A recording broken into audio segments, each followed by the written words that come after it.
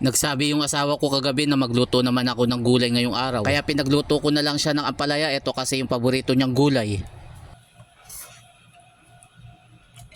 Sumaglit ako sa palengke para makabili ako ng mayo ulam namin. Sinamahan ko na rin ng isda at saka ng atay ng manok. Meron kasi ako nabiling pansit canton, lulutuin ko yun sa susunod na araw. Sinamahan ko na rin ng itlog at saka 2 pirasong kamatis at isang katamtamang laki ng ampalaya, at ito yung ulam namin ngayon. Hinati ko lang at saka ko naman tinanggal yung buto at saka yung malambot sa gitna. At nang matapos ako, tsaka ko naman ginayat yung gulay. Hiniwa ko lang yung gulay base sa laki na gusto ko. Pagkatapos naglagay naman ako ng asin para ibabad muna. Ibababad ko lang yan ng mga 10 to 15 minutes. Yung iba bukod sa asin naglalagay din sila ng tubig, pero ako hindi na. Iniready ko na rin yung mga iba ko pang gagamitin habang nakababad pa yung gulay. Tulad ng sibuyas at kamatis, bawang at saka paminta. Ini-scramble ko na rin yung 2 pirasong itlog. After ko ma-ready yung mga gagamitin ko, binalikan ko naman yung gulay na nakababad. Kung mapapansin ninyo, nagtubig na yung gulay. Yan yung mapait, kaya asin yung lagi kong ginagamit. Pero hindi ko pa rin pakakapigain. Hindi kasi masarap yung ampalaya kapag wala ng pait. Baka po pwede maglambing sa inyo, paki-like and share naman yung aking video para madami makapanood. Tapos hinugasan ko para mawala yung alat. Tapos isinalang ko na yung kawali para mapainit. Medyo dinamihan ko yung paglagay ng mantika, at nang mainit na, nilagay ko na yung bawang. Kung sakaling nandito ka pa rin sa bahagi ng aking video, paki-comment mo naman kung tagasan ka para malaman ko kung saan napapanood yung aking video. Nailagay ko na nga rin pala yung sibuyas. Continuous lang ako sa paghalo, at nang maluto na, nilagay ko na yung kamatis. Bali, igigisa ko lang ito ng hustong maganda kasi kapag lutong-luto, para hindi agad mapanis yung ulam kung sakaling aabot ng hanggang gabi. Pero kung hindi nyo bet na maglagay ng kamatis, pwede rin naman. Yung iba kasi nagluluto, hindi naman naglalagay. At nang matapos kumain isang kotsa, nilagay ko na yung gulay. Sabi ng iba, huwag daw haluin para hindi pumait. Hindi na yan papait kasi napiga na yan sa asin. Kung sakaling hindi ka pa nakapalo sa akin, pakipalo na lang ako para updated ka sa mga susunod. Naglagay lang ako ng kaunting tubig, wala pa yatang kalahating tasa yung naibuhos ko. Shoutout nga pala sa mga taga Pangasinan, lalo na kay Ramer Villegas, Roger Herrera ng Santa Rita, Cabiao, Nueva Ecija, at kina Shirley Gabuna ng Alcantara, Romblon, at kay James Eslet ng Cavite City. Pinakuluan ko lang hanggang sa maging half cook na yung gulay, tapos nilagay ko na yung itlog. Tsaka ako naglagay ng powder na paminta. Hindi ko na muna hinalo ng ilang minuto bago ako naglagay ng pampalasa. Naglagay lang ako ng kaunti, tansya-tansya na lang yung ginawa ko para kung sakaling kulang pa sa alat, tsaka ako na lang i-adjust. Continuous lang ako sa paghalo, medyo sariwa pa kasi yung itlog. Natikman ko na nga rin pala yan, sakto lang yung alat kaya hindi ko na dinagdagan. Pinainin ko na lang ng kaunti yung ulam. After nga ng ilang minuto, luto na rin yung ginisang ampalaya. Paano, kain muna tayo mga lods?